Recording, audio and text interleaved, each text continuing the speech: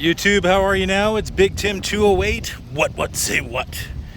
And today we're talking about the new Subaru Impreza. So here it is in all of its glory. This is the new Impreza Sport. You'll notice on this particular trim level here that you've got a few other niceties compared to the base model that I've done a video on in the past. So you've got fog lights, some nice big beautiful wheels. I'm guessing you got a little bit better brakes here, huh? That's what I was told anyway. Or at least somebody commented that they got a Sport and paid about $1,600 more than the base, and it's got better brakes and better wheels and the big screen on the inside. Talking it up. So I thought we'd talk about it, see what we think here. This particular one is $26,481. It does have the rear bumper applique, cargo tray, and all-weather floor liners. This particular vehicle does not have the all-weather floor liners in it yet. They are actually in the trunk because when we sell the car to somebody who is going to be the future owner, at that point we will install them. But at this point right now, today, they're going to be back here in the trunk, kind of hanging out. For the purposes of this video, I just want to recap and kind of show you guys what it comes with. So you got floor liners, got the rear bumper applique back here,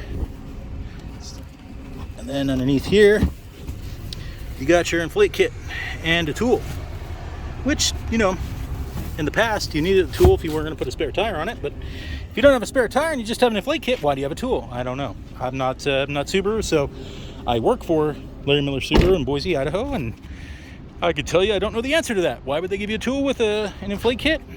Maybe because, I don't know, you buy a spare tire and you have your tool then. Anyway, let's talk about this interior for just a minute. I do like the way that these seats feel, especially when you're sitting in them. Extremely comfortable. Let's talk about what I love. So the seat feels great. I like the red stitching. I'm a big fan of red and black. I think that's a great color combination. Shut some of these doors here. I like my seating position overall. It feels comfortable. I'm happy with that. I do like the Subaru steering wheel redesign, and I'm glad to see that it's carried over from, you know, the Outback to the Ascent to now the Impreza. So uniform across the board. I do like the little touchscreen display there. I'm sorry, not touchscreen display, excuse me, the console information display. I like the volume control buttons. Subaru logo's got a little bit of chrome to it. It's got a nice finish to it. Nice feel. It's kind of rubberized. Might cause a little bit of reflection when you're driving and the sunlight's behind you, but that's why you tint your windows. I do like the 11.6-inch touchscreen display. I'm glad that they came and gave that to the Impreza finally. It's a good choice on Subaru's part to make sure that that is an option, at least in the higher trim levels. In the base model, you don't have that. I do like this new feature here where you have the all, or you can have just the driver air conditioning running. It's my understanding that that'll help you save a little bit of fuel. Down here you've got USB 3.0, 2.4, and an auxiliary port. I do like the staggered cup holders. Gives you the driver and passenger, clearly identifies whose drink is whose. This one, I kind of wish we had the auto dimming mirror with the compass and the home link on it. That obviously is an accessory item in Subaru's eyes and can be added to this particular vehicle. Up top here, standard lighting, non-LED. Again, another option that is available if you want to upgrade to LED lighting, that is available. Thinking about cost and price point, what this would be comparable to, you would be comparing this to a Honda Civic, or perhaps you'd be comparing this to the Toyota Camry, or excuse me, the Toyota Corolla. The Camry, probably not. That would be more like a Subaru Legacy comparison. But those are the vehicles you'd probably be comparing it to. Standard stuff that you get with this that I don't think you get with the other manufacturers is going to be all-wheel drive, symmetrical all-wheel drive. You have traction go to all the wheels all the time. And then of course the standard eyesight technology, so you have these stereo cameras here that are going to watch the lines in front of the vehicle, and also help keep the vehicle centered, and also gives you adaptive cruise control, which is a very, very nice feature. Active lane centering, looks like that's a standard feature now, at least in the Sport. So some nice features that come into this particular trim level. You still have the 2-liter motor in this particular vehicle, so it's my opinion, it's got plenty of power. Super people, you know, you're after safety, reliability, predicted longevity. You're after that kind of stuff. Cost of ownership, you want it to be relatively inexpensive. That's why you're buying a Subaru. You're not buying it because you want to win a 0 to 60 contest. If you were, I would suggest maybe considering the WRX or the all-electric Solterra, because they get up and go pretty quickly as well.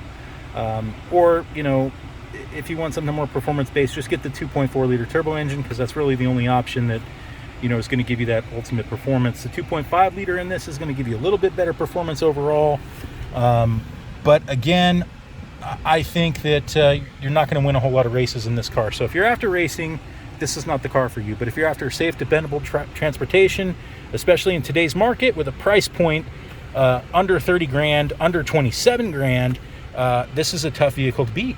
And just so you know, you can get a basic Crosstrek for similar pricing to this, but I do feel like the Sport is going to look better overall. I do like the fit and finish of the trim on the interior. I really am a big fan of these seats, the way that they look, and that little bit of red stitching really sets it off.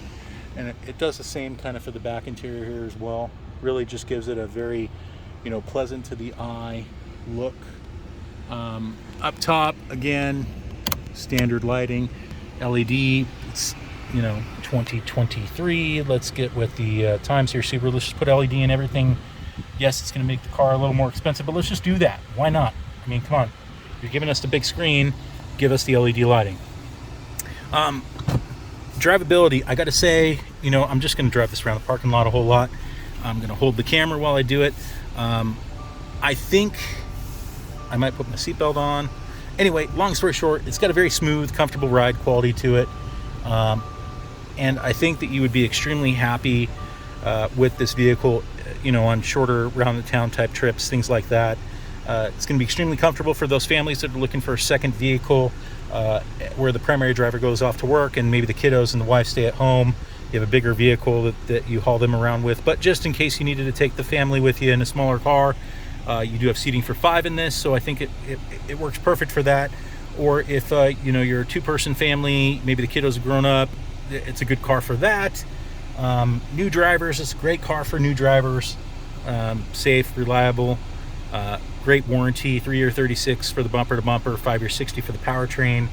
And again, I think it's an extremely comfortable car to drive. Lots of safety technologies, dual stage airbags, front passenger airbags, side curtain airbags. I mean, you've just got, you know, lumbar airbags or whatever they're called there.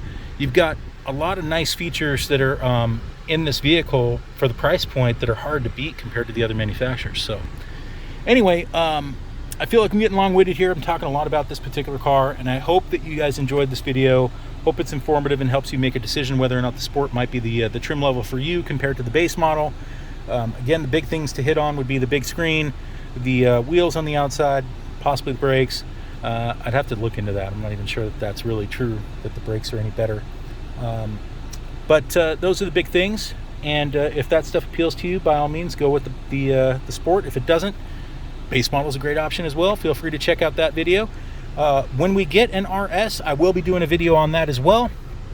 I'm still tempted to do an update video on the Wilderness, even though I've done that in the past. When the Crosstrek Wilderness gets here, I'll be doing a video on that, so please stay tuned. Like, comment, and subscribe. I got to get to that 1,000 subscribers. That's a you know, big benchmark for me. Let's get me there. Thanks for watching. It's Big Tim 208, and say what?